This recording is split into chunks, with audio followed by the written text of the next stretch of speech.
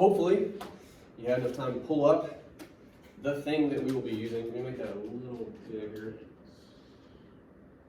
Oh, wait. The wrong thing. Okay, let's see here.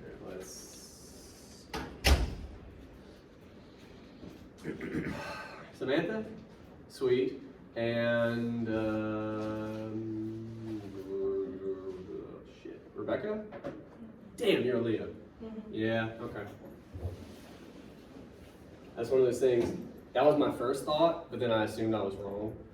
I don't know if you guys do that. I do that. All right. This is in your inbox from Monday, though. You guys will have to find it. All right. What we're going to do today.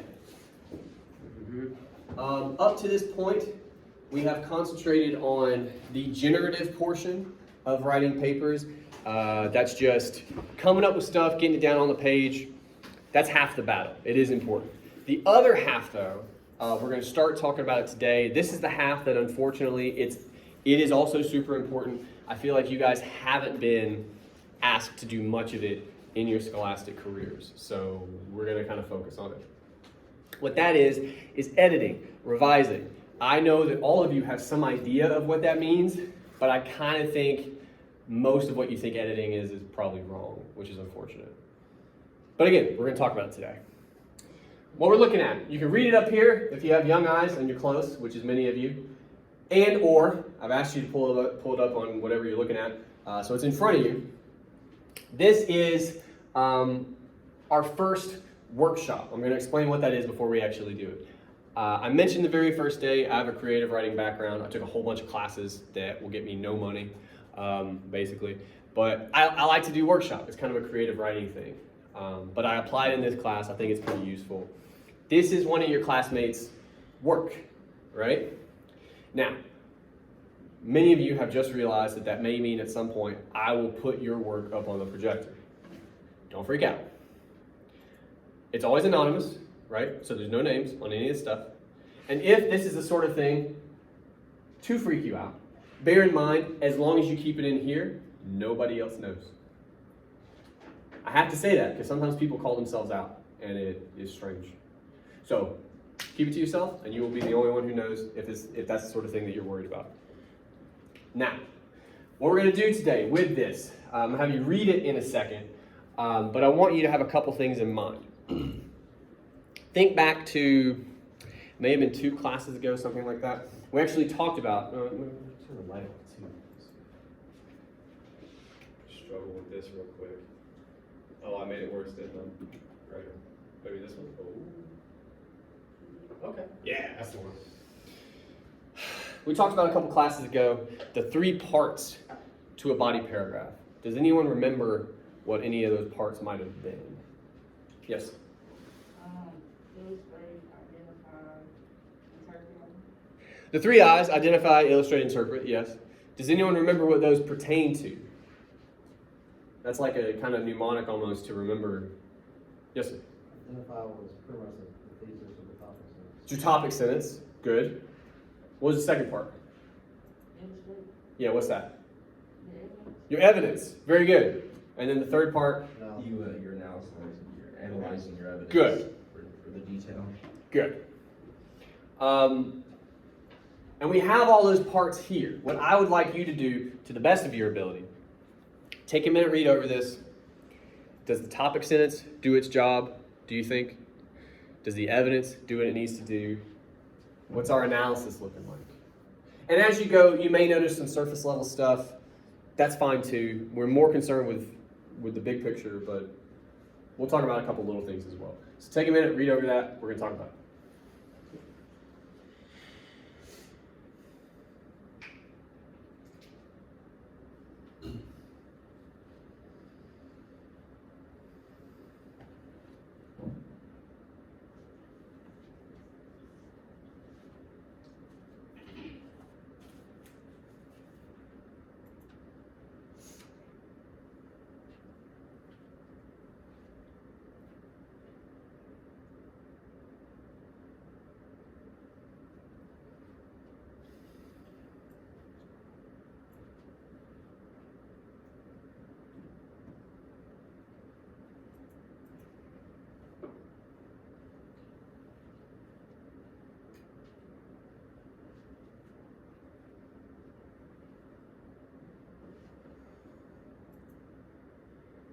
Does anybody need more time?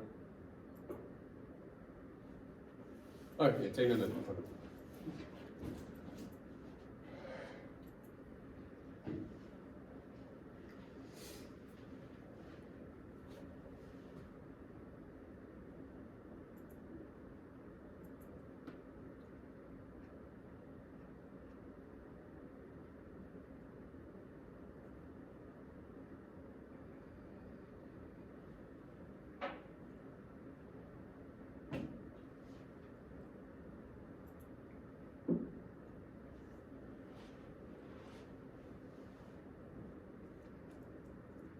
All right, let's talk about it. To begin with, topic sentence. If we have one, where should it occur? Very first sentence. And we do have a sentence here at the top, so we're gonna operate like that's our topic sentence. I like to separate out the sections, it just helps us talk about it. Okay.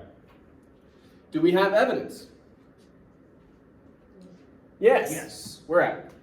In the I wonder, do they still make love to their Good. wives? That whole section. All right, so I'm going to split this off there. That means the rest of the paragraph should do what? Perform some kind of analysis. Now, a couple things. The topic sentence we'll talk about at the end because, as I'm going to keep telling you, the first place to start when it comes to building a body paragraph is actually your evidence. Okay, but I'll tell you right now, the topic sentence needs some love, and we'll get there. The evidence. Let's look at that. We have some good lines. These are lines we talked about in class way back when. I wonder, do they still make love to their wives, kissing the undersides of their wrists, dancing the old soft shoe of desire. Before we go further, I just want to fix a couple things. This is surface level stuff. This is like, I'll just put it to you. What are we missing? There's a couple things we're missing. Yeah. We're missing the line on where. We're missing the line of where that whole sentence is supposed to be in the poem. Okay, good. What do we call that? Citation. Citation. Is that what you're going to say, Nikai? Good. We need a citation. It's going to come in parentheses here at the end. Line numbers we need, and what else do we need? Name of the poem. The author. Fairchild. And I don't know the line numbers off the top of my head. 12, 13. Okay.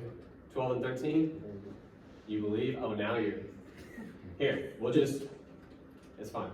We'll do this. You put a period at the end.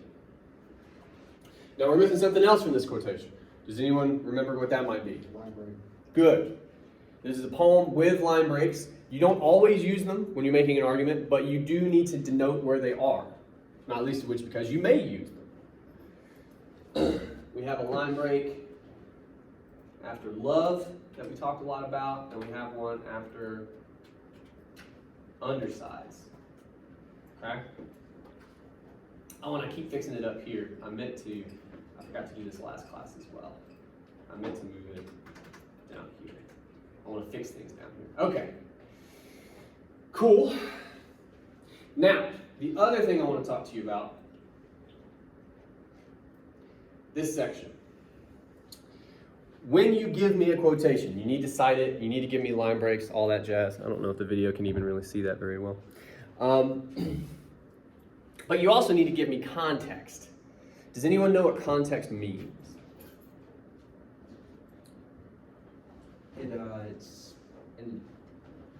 It's essentially an explanation of the meaning, or a background It's background information. to Good. what the explanation is. It's funny to me, I think it's a terribly 2021 thing that none of us know what context is.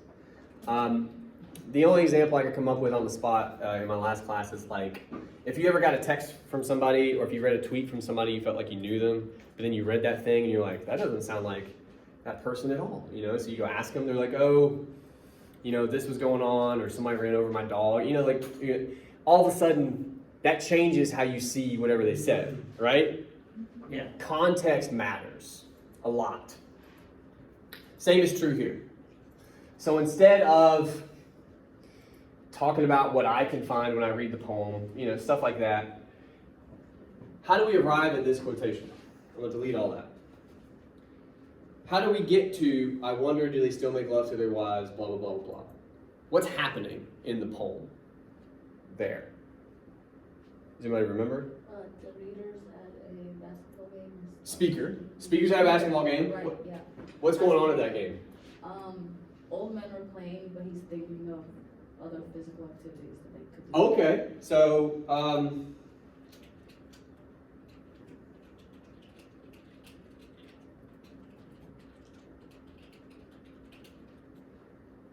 how does that get him watching this game? What takes him to this place where he wonders this? Like, what about the game? He's seeing that the old men are struggling. Physically. Yeah. Okay, cool. So taking in the game, the speaker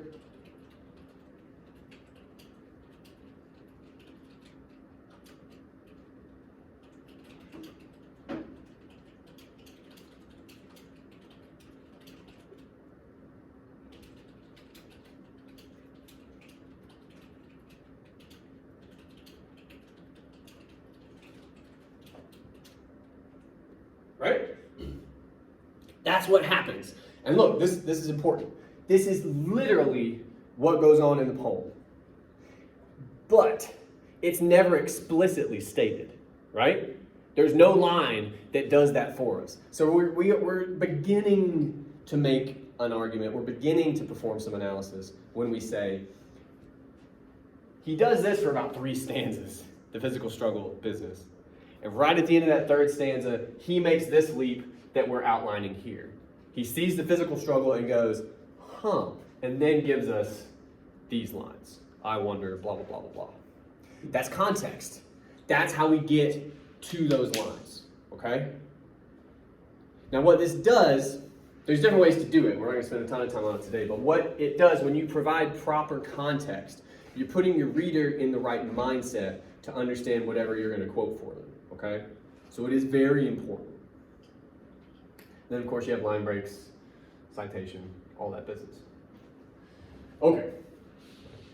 That's looking pretty good actually now. So we didn't make, you may consider them fairly huge changes, but what, it took us 5 minutes and we're looking good on that section. All right, analysis. This confirms to the reader the intention of the poem and how it was meant to be read. Yeah, no. Slow down. The deeper meaning of what the author is writing about changes the entire tone of the story from old men playing basketball to actually how sexually active they are. We seem to, or at least some of us seem to feel like there's an issue here. There is a fundamental issue. There's 2, but there's one we're going to start with. There's a fundamental issue with this argument. What are they trying to argue, do you think? You put it in their own words. What are they trying to say about the poem? It's got something to do with this intention, right? What do you think that is?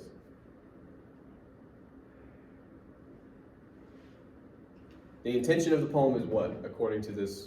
The intention of the poem is to show how it's meant to be read, and that's not. That's redundant. We're not worried about what I'm saying. Don't just read it back to me. Like, what do you? They're implying something here. What are they implying about the poem? That the way that the viewer describes the game is somehow correspondent with the sexual lives of the players. Good. Is that what you're gonna say, Nikai? Mm-hmm. Okay, good. What's the problem with that? There's a problem with that we need to talk about. I'll put it to you this way. We read these lines, I wonder, do they still make love to their wives? All that stuff. And then we basically say the poem is about sex. That's what this says. What's the problem with that argument? Coming off of those lines. Basketball as well. Well, it's about basketball as well, but what else you guys say? We don't really, they don't really go into why Well, that's the second issue, and we'll get there. But I think it actually leads from the first problem. It's too, you can't really make an argument about that because it's kind of obvious. It's obvious. Yeah. It's banal. That's the word I gave you guys, right? Yeah. Look, he explicitly says, I wonder, do they still make love? And then you kind of come at me with, what's about sex? It's like, yeah, it's what you just said, right? Yeah.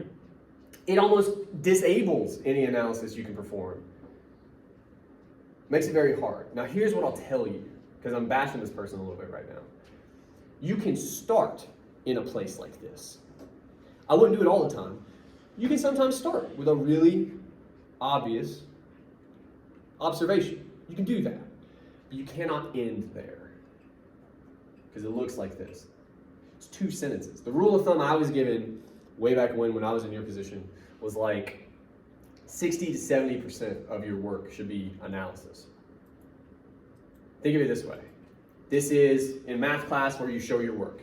This is honestly where your grade is won or lost. This section, okay?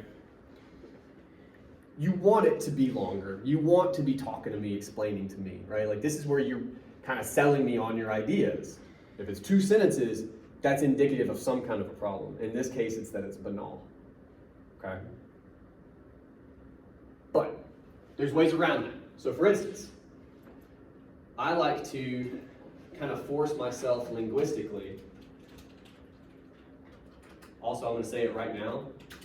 This keyboard is not great. I'm not going to go into why. Trust me on that. I do know how to type. It will look like I don't. Anyway, obviously, all right, we don't have to go that far. Obviously what? The speaker is overly concerned with what?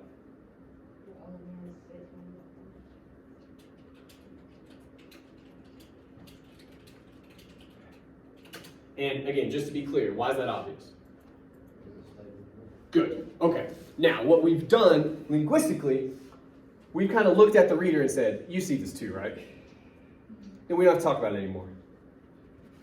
It's involved in whatever we're going to say, because it'd be very difficult to talk about this and not talk about that, right?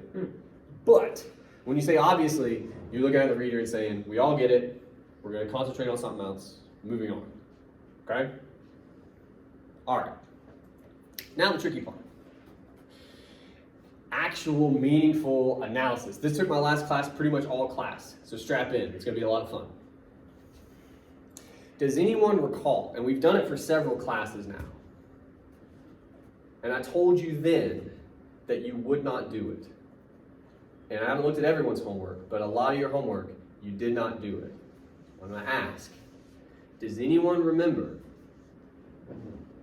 how to perform analysis? Like what you have to do in these papers? Does anyone recall? This is the part of class where you hurt me a little bit. Okay. You got to focus on details. You got to concentrate on very, very specific aspects. Can be line breaks, can be language, phrases, anything, okay? Another part of the reason we only had 2 sentences when it came to that analysis is we took all of these lines on together. They looked at that, did their best with the whole idea, all the ideas that are in those lines. When you do that, you can only talk about a thing in very general terms. That's going to lead to 2, 3 sentences. You don't have much more to say. So we got to pick out some details. I don't care what they are. When I say I don't care, I mean I will let you know if I don't think they work, but there's quite a few. These are really good lines. Do you guys see anything we could focus on? We could think about more. Very specific detail. The line breaks. Okay. I think both of them are great. Let's pick one for now, like just to focus. Which one do you? This is the first one. Okay.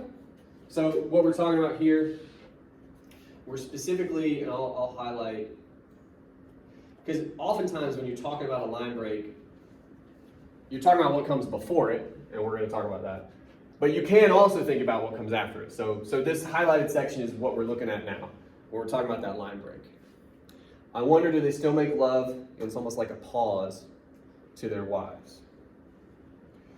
What about that? What about that line break? What does that offer us? What might it tell us about the speaker, his mindset, or his mentality? Anything at all. What do you guys think? Well, it seems like the concept of do they still make love, the to their wives part is sort of an afterthought. Sure. Sure, and we glanced across that when we talked about poems, so we could potentially dive more into that. But let's start there. So obviously the speaker is overly concerned with sexualized element. Okay, good.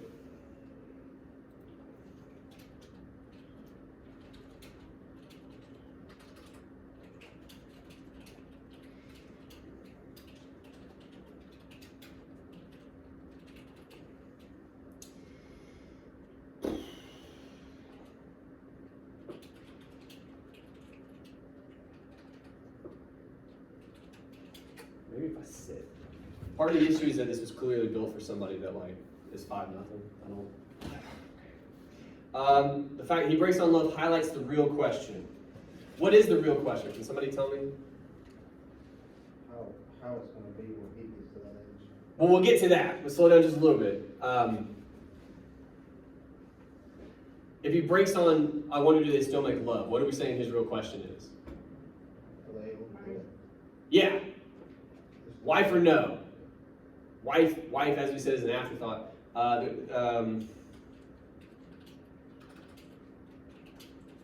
God, come on.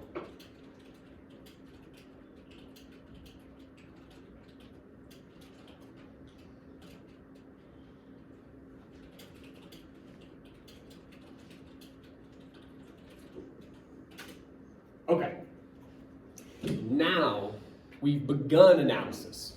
Okay, we have started diving into very specific, I guess, structural concerns with the line break, but also very specific language. We're focused on these 2 words, basically. I guess 3, because still is pretty important.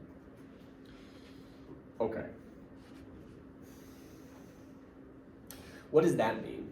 That's actually his question. Are they still capable?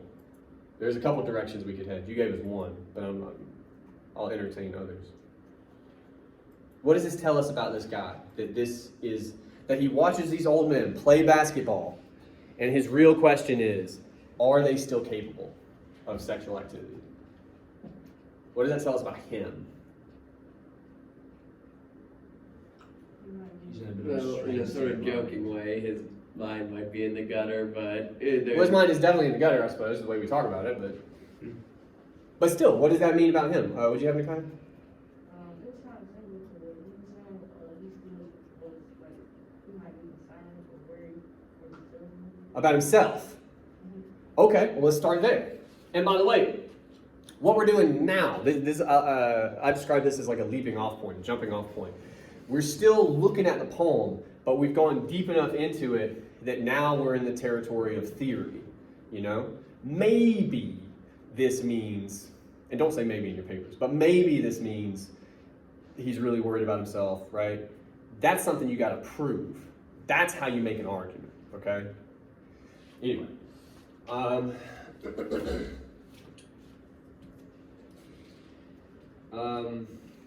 His complete, go to hell. No, I've already, hold on. How do we talk about that? He's like, I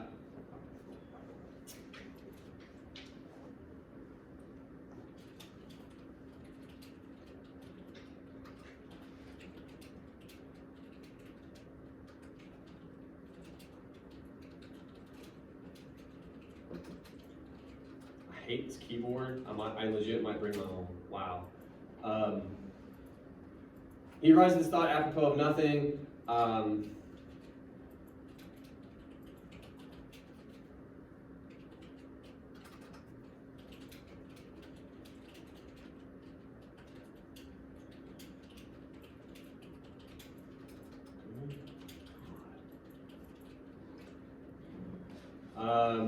right, and that's how I'm trying to introduce your thought. You guys are saying, well, I'll ask you, how, because we're missing some connective tissue, how do we know that him wondering this, asking this question, means he's worried about himself? How can we say we know that, or we think we know that? Well, it says wonders, so I guess we know it means mindset, right? You say, like, because it's on his mind, it must somehow pertain to him, kind of. Is that what you're? Maybe. I feel like we need something more. Like, Well, it's a bit difficult. okay, When I was doing my thesis statement, which was on this one, which kind of's got me concerned now, okay. I kind of feel like this guy, in a way, idealized these men, or at least these men's younger selves. Yeah, no, that's true. That would be a different paragraph, but yeah, I can see that for sure. Okay, oh, so you're saying because maybe if we were to prove in a different paragraph that he like looks up to them in some way, idealizes them in some way, therefore where he sees them, he kind of aspires to for himself. Well, where he sees them, he sees himself. Yeah. And now that he sees that these men are older, he realizes that. We can do that.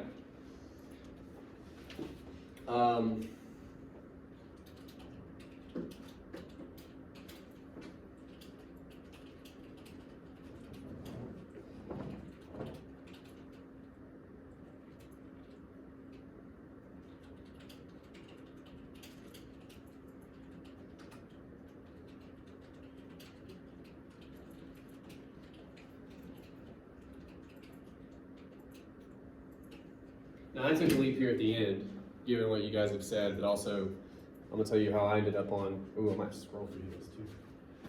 So you linked it to. He looks at these guys, sees himself in them. I think we could do that. We could talk about that in another paragraph. But for whatever reason, as I was typing it, it led me to this.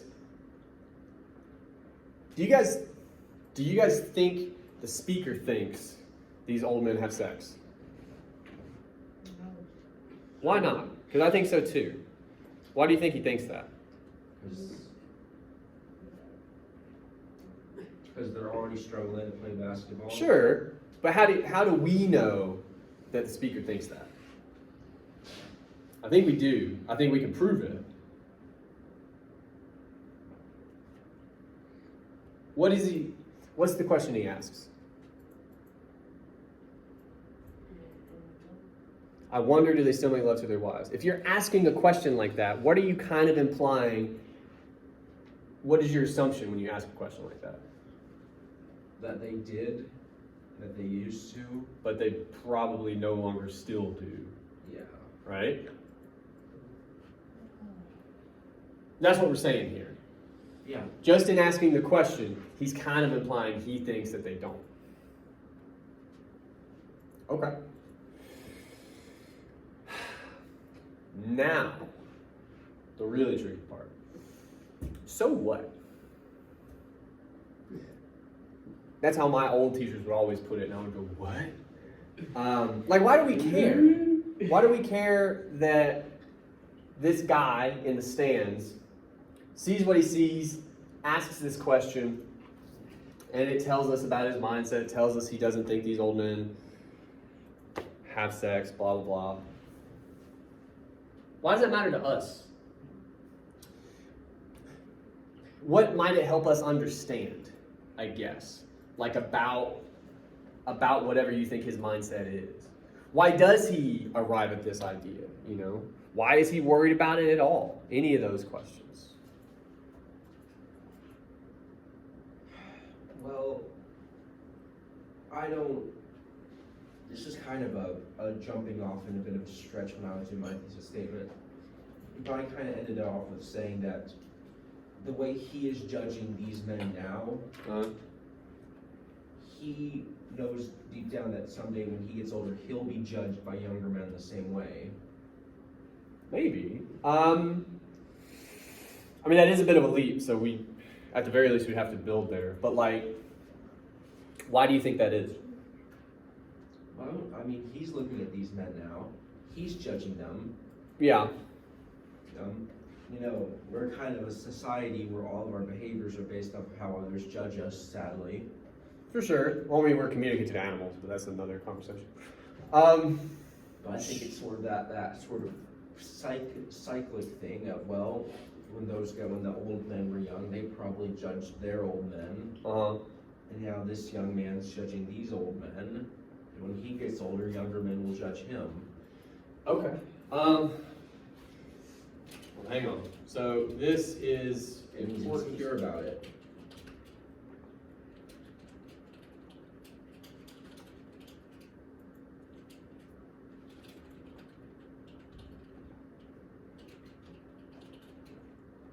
spell observer?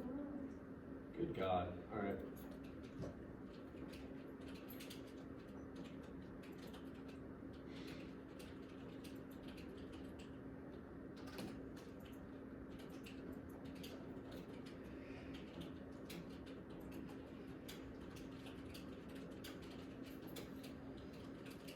All right, well, you're driving at something, so we're gonna have to say it here. What's he judging about these old men, honestly? Not just their physical ability, their sexual ability, but what? Their masculinity. Yeah. What's up?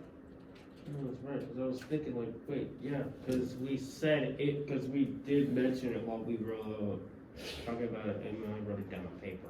Okay. About masculinity. For sure. Okay. Well, what we're starting to do now then, and again, we're just diving down a rabbit hole and trying to figure out where it goes, okay? There's all kinds of different directions we can take. This just seems to be the one we're taking right now. We've pointed out that the speaker points out they struggle physically. He connects that to struggling sexually. And now we're trying to not just identify his mindset, which seems to have a lot to do with this, but now we're going to have to, as best we can, describe like what it is about that mindset that leads him to this conclusion. Does that make sense? A little? Okay. So he's judging their masculinity here.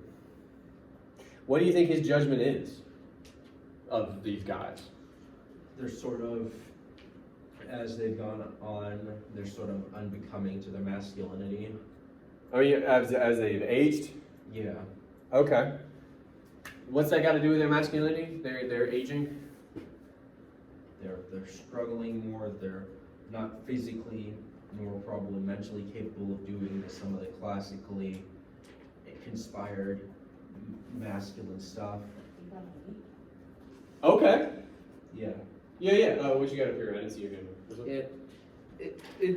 It's an observation that I made.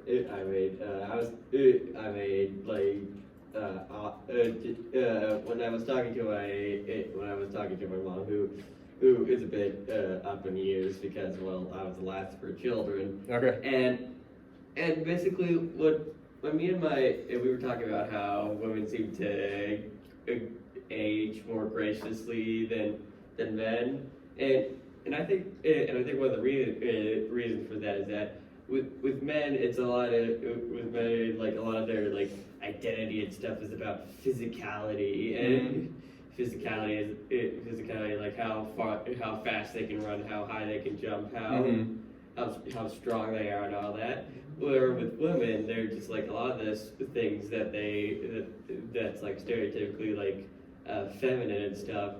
You don't age out of it necessarily. Yeah, I mean, there's stuff.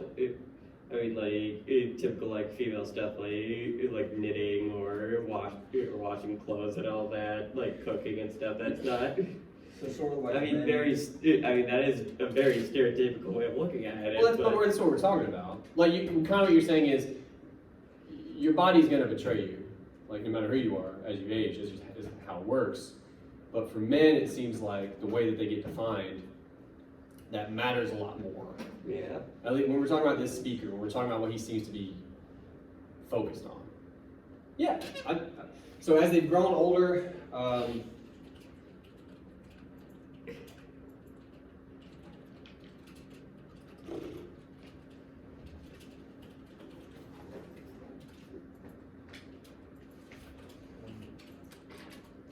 can't say the exact same thing, right?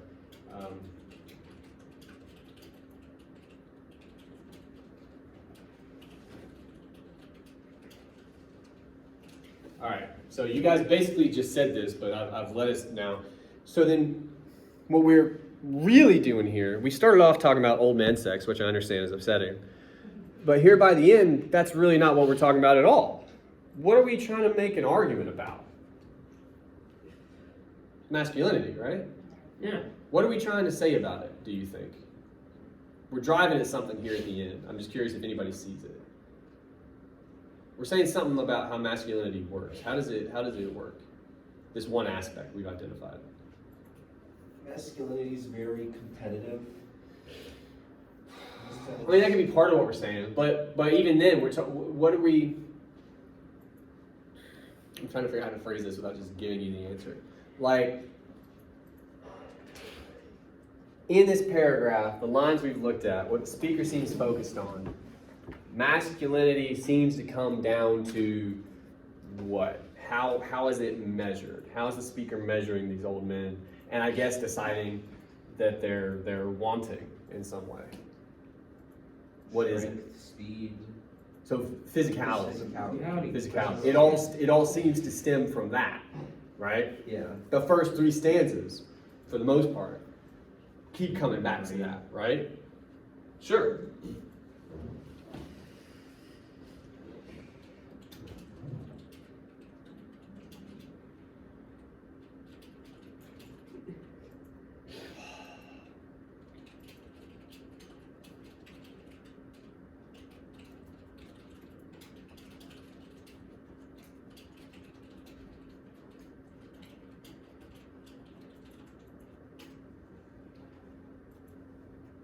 That's an argument. That's an argument. Right? We took, it's all the way up there now, but we took, I wonder do they still make love to their wives? Oh, and real quick actually, just while we're keeping score, this will happen when you work over your stuff as well. We ended up not talking about any of this. Right? That's what we actually quoted. That's what we actually worked with. But based off that, we did all this. And our argument at the end is the speaker finds these men, their masculinity lacking as a result of their lacking physical ability. Like he sees the first thing and eventually, maybe even just unconsciously, questions their masculinity as a result. And I think we've mostly proven that. We could probably say a little bit more, but I think we did a pretty decent job actually. Okay, here's what we gotta do now. Topic sentence. And look, I'm gonna scroll as much as I can, but this screen can only hold so much. So you may need to at times follow along on your screen to look back at stuff, but I'll talk to you about topic sentences real quick. I break them down with sort of three characteristics.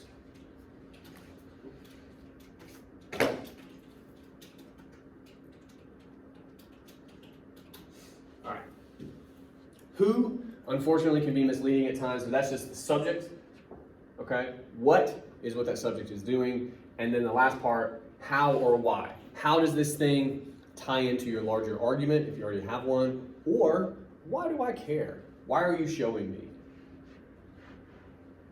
Who and what is actually generally pretty easy. That's summary. What are you showing me in the poem, and what is that thing doing? That's all those two things mean, okay?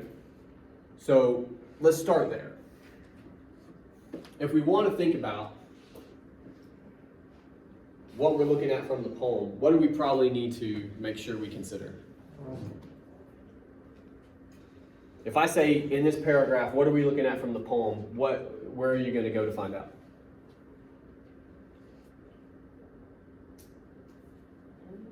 Very good. You didn't sound confident, but yes. We're going to go to our evidence because that is literally what we're looking at. So in the who and the what, we're looking at, I wonder do they still make love to their wives? We're looking at the line break, right? Like all that stuff. In that quotation, you don't always have to be this specific, but I want to show you that you can be. What do we end up focusing on? Like we talk about the whole quotation, but really, most of our argument hinges on what? Do what? We end up arguing about the speaker, but where does that argument start? I guess is what I'm trying to say. The old man? And it starts with how he thinks about the old man. Wait, somebody else said something. Was it Nakai? Was it you? I said open and six. How do we end up, again, what you guys are talking about is the start to our argument. That could be the how or why. That's something we supply. All I'm looking for is, what do we literally look at from the poem first? the game? So? No. We're talking about the quotation. Huh?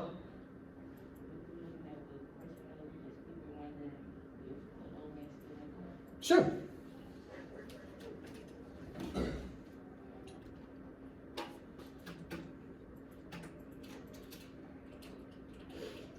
The speakers, we keep saying concern. Is there another word? Like, it doesn't seem strong enough actually. The speakers, do what? That's not strong enough either. Like, he's concerned with the sex lives of these old men, right? And we say that, but is there like a stronger way to put it? Because I feel like he's more than that. He's more than just concerned. He's also making assumptions. Fear of. But he is making, yeah, and we talk about that in the paragraph. Like, I feel like obsession is too strong. He's disturbed by, or something. I don't know. I'll say the too strong thing. We'll go with that.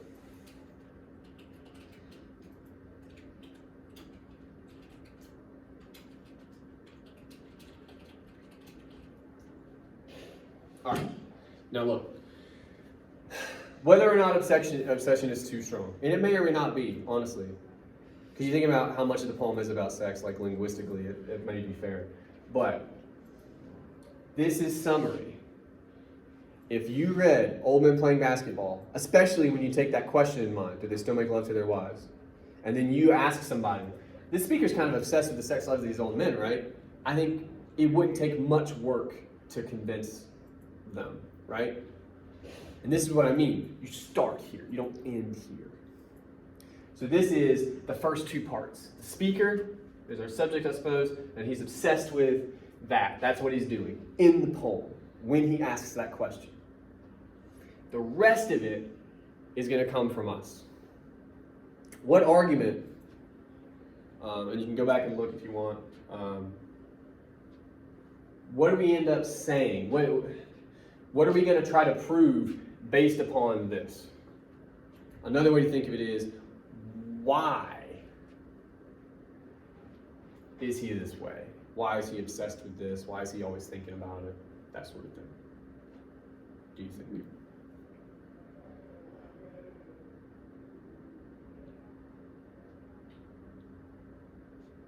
Oh, we just did this.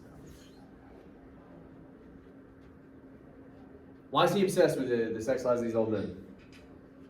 Part of it is we said he's worried because he's going to be old one day, right? Yeah. That's one of the places we started.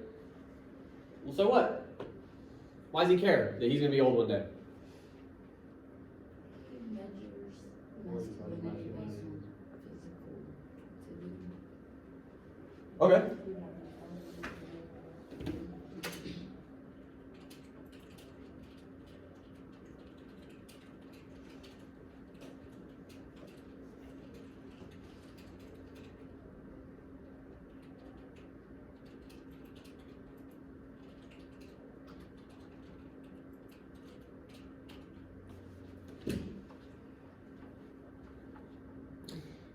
Now, even this topic sentence could probably use a little bit of love. It's not quite argumentative enough, possibly. And by that I mean our argument is implied. What argument are we implying with this sentence, do you think? I'll help you out a little bit. We're making some kind of an argument about masculinity and how it works, is what we're doing. What is that argument? That masculinity is based off of physical strength and physicality. And sexual ability. Like the two relate. Our physicality, our sexual ability. Yeah. They're almost one and the same in this poem. Our ability to do the classically manly things. Yeah. But again, my point is, what's interesting here, in the poem, it doesn't seem like you can divorce these two.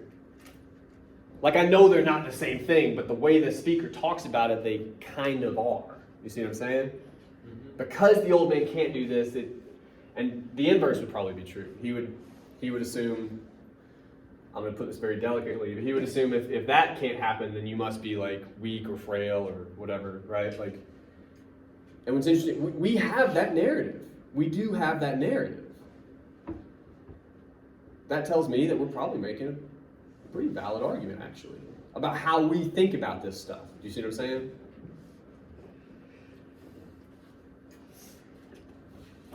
So you could take a couple runs at it. I'll do one real quick because I do want to move on. But it could be something as easy as like,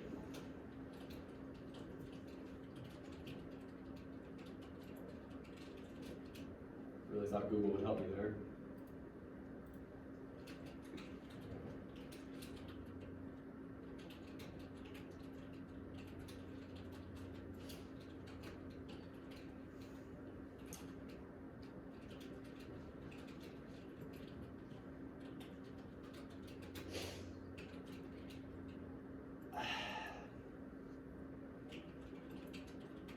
I don't know.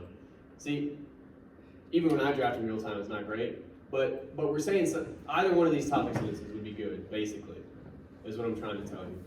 Okay? You have to make some kind of an argument. This is an argument. This is a little more specific, but it's an argument. This is how this would work. I'm going to recap. Start with your evidence. No matter what you do, start with your evidence. Have to. Cite it properly, all that stuff. Give me real context. We figured out real context, okay? And then focus on something specific. Details. It doesn't necessarily have to be one detail. It can't be too many. But when you're specific, it allows you to do this, okay? That is the only way this can happen. I promise you. Then after all that, then you can start fiddling around with topic sentences, trying to sum all that stuff up. Either one of these would go at the top of our paragraph, okay? That's how that would look. You may not have an answer to this question, but I want to ask. Any thoughts on where we might go in a subsequent paragraph? If we end up saying, our first paragraph has something to do with, he connects physical, sexual ability, those are really his definition for what it is to be a man. Any ideas where we might go in the next paragraph, what we might need to talk about? I'm just curious. If you're going to come up with another paragraph, no matter what you're doing, where would you need to start? Off of that thought, that sexuality and... Well, yeah, but I mean, when it comes, like you're going to sit down now and write the second paragraph, where are you going to start when it comes to building that paragraph? With your chest, please? Very good. Evidence. So what I'm really asking you is, what other part of the poem might we look to? We talked about, I wonder, do they still make love to their wives? We came up with this stuff. What other part of the poem might we think about? I'm not looking for a direct quotation. Just, what do you guys remember from the poem? What might tie into this? Probably like the first stanza where he's describing like how the body is moving with the Could do that. I mean, a lot of this hinges upon the struggle that we keep alluding to. It might be worth thinking about that struggle, not least of which some of the innuendo that's in there and things like that. That'd be an idea. That's one option, for sure. What are some others? There's at least one or two more.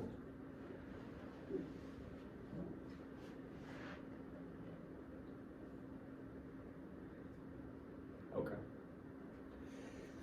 The only other one I can think of that would be really strong would be the drive-in scene, where he... That is very much like the classical Yeah. manly thing. And if we're talking about his definition of masculinity, he gives us, in that stanza, what he thinks it looks like, right? She's a layup. Right? It'd be worth thinking about. Okay. Moving on. I want to talk to you about introductions. Let's see.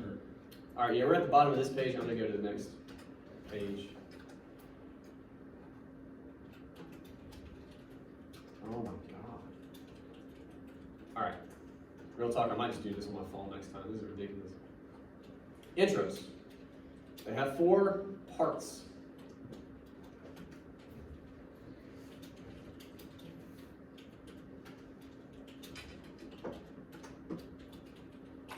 And you guys are familiar with some of these. Talk to me about a hook. What's a hook? Something Direct drives the reader's attention. You all knew that one. Yeah, you hook the reader in, right? In the words of Dave Chappelle, "Gotcha, bitch." I don't know if you're familiar, but that's like there's a sketch where he gets Oprah pregnant and he said, "I got you." But that's what you're trying to do. You're trying to hook the reader, hopefully with something that's interesting, right? And we have I've learned normally you guys have very different definitions of what interesting is from me. But do you guys remember? Because it seems like you've been told this before. There's different kinds of hooks. Do you remember any of those? Any at all? Like, there's different ways to do it. Real memories for this one. What'd you say, man? That's a one together quote. A quotation, an interesting quotation to start us off. Yeah, you could do that. Okay. Yeah. A question. What kind of question? I only ask because you guys never know. Sorry. I mean, because What? it's some, I swear you can use an onomatopoeia as a hook in some cases. No. I could be wrong.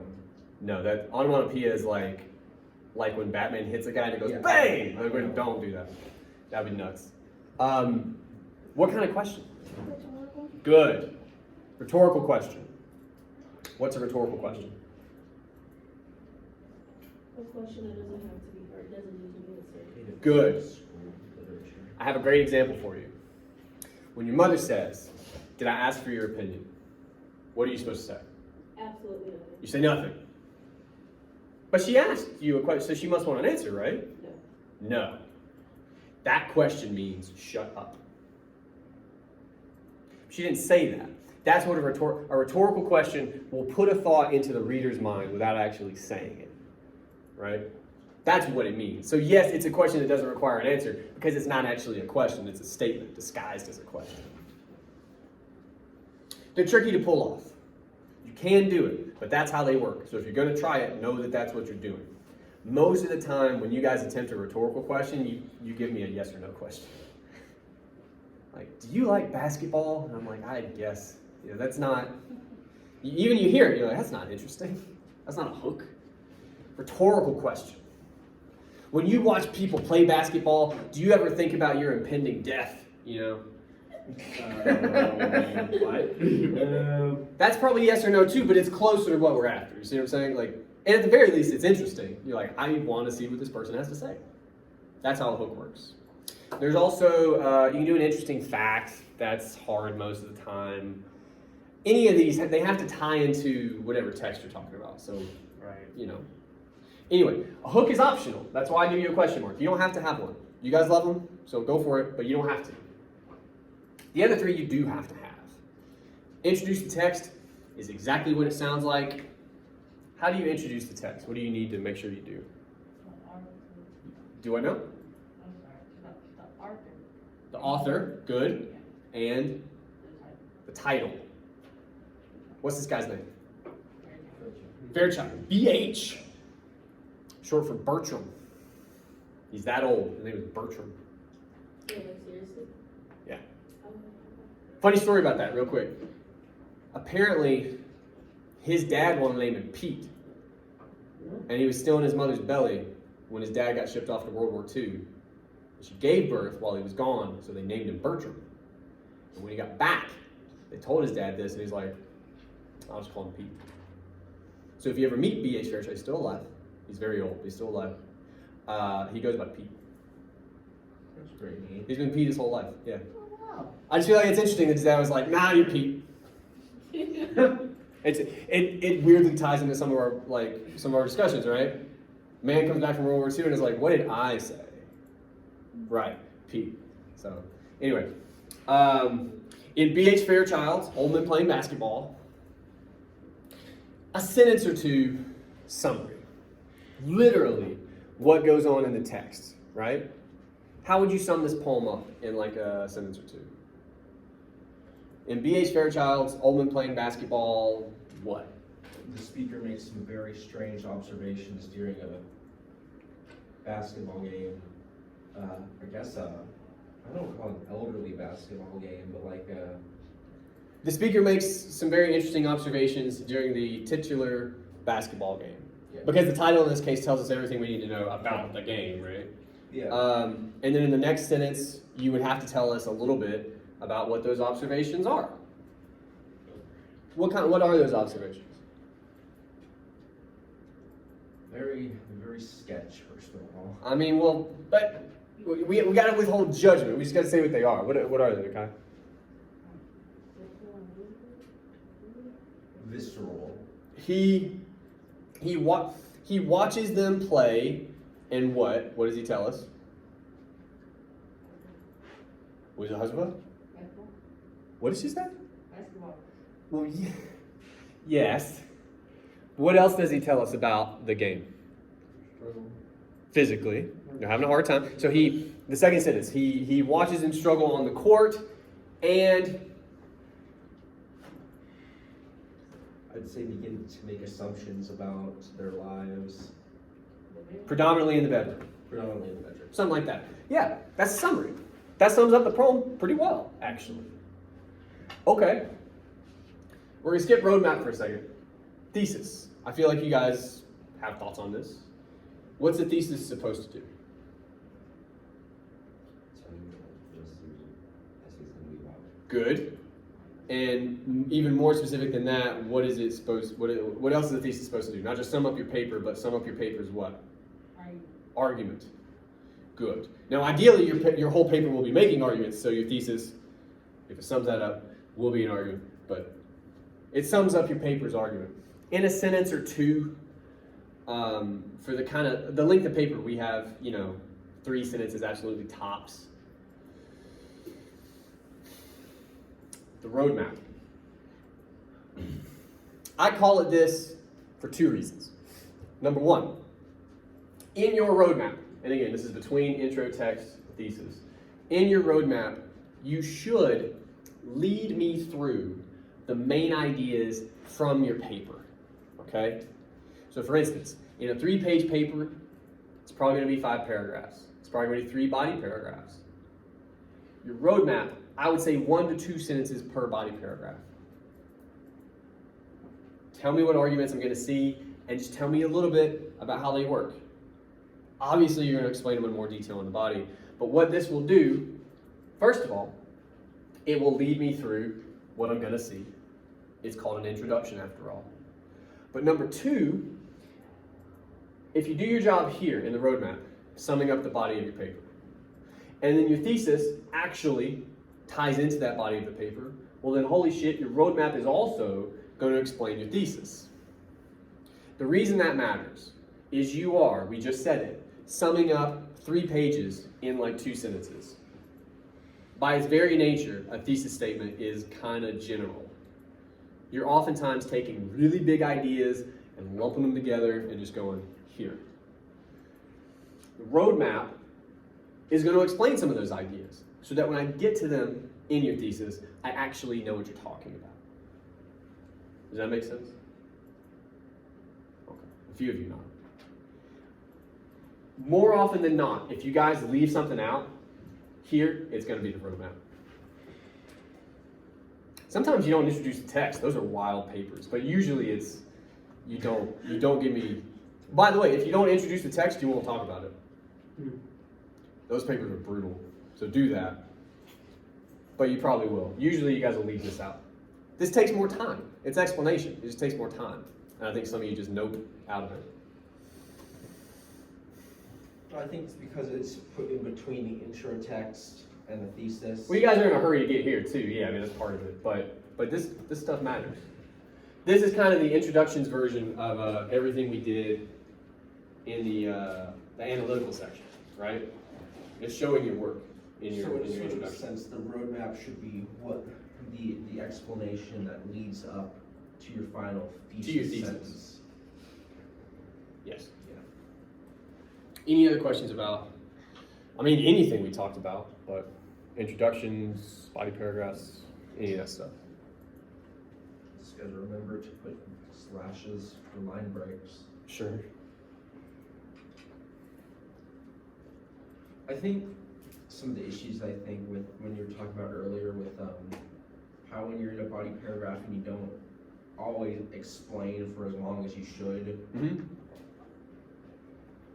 I'm gonna say that might be a little bit because of the double line spacing. I mean, we don't want our body paragraphs to be a page long each.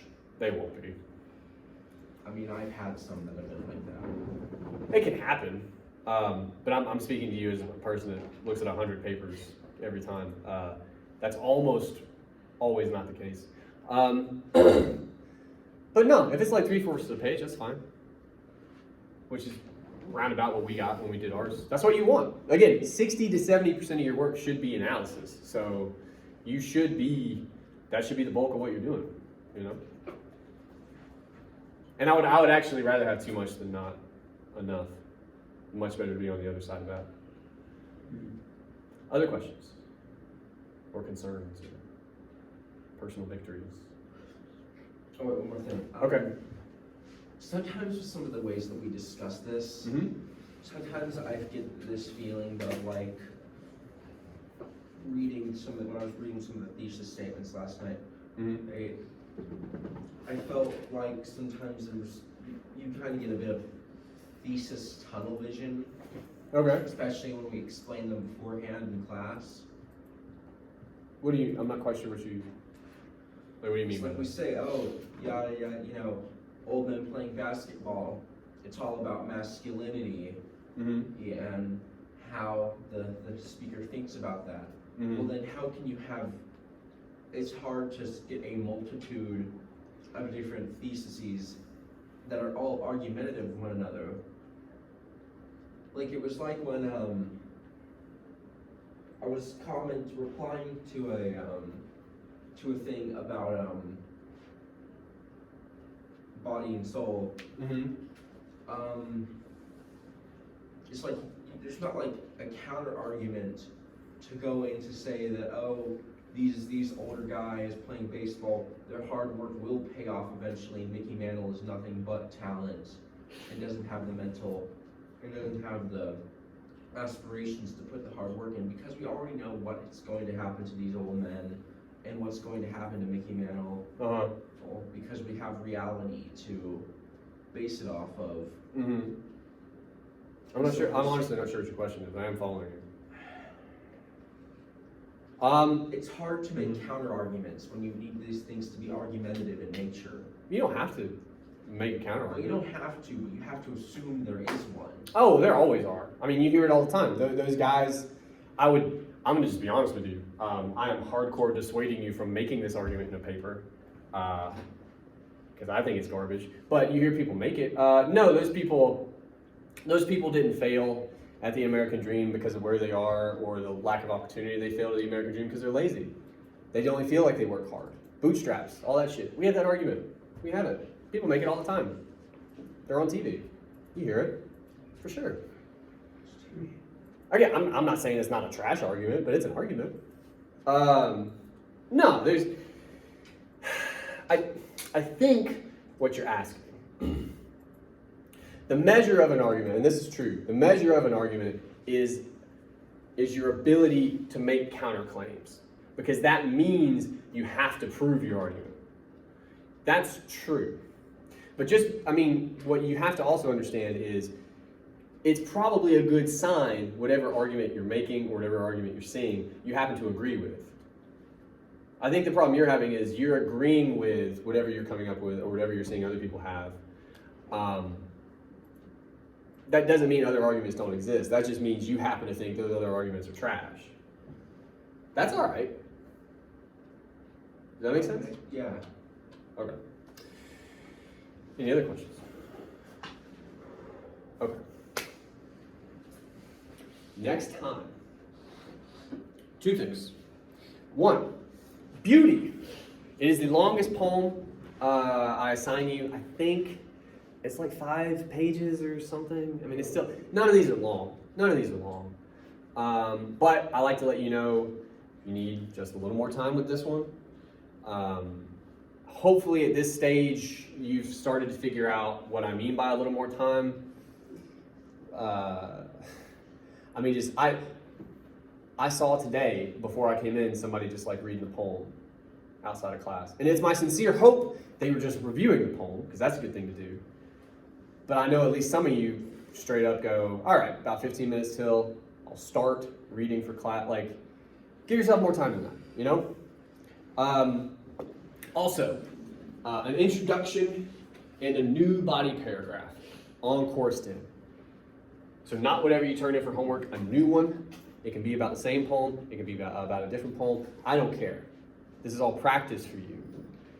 But by the time we meet on Monday, if you do all your homework, that means you have an introduction, you have a couple body paragraphs. You're in a pretty good place. Your future you will thank you, right? Let's see if we can make that happen. I'll see you on Monday. Thank you.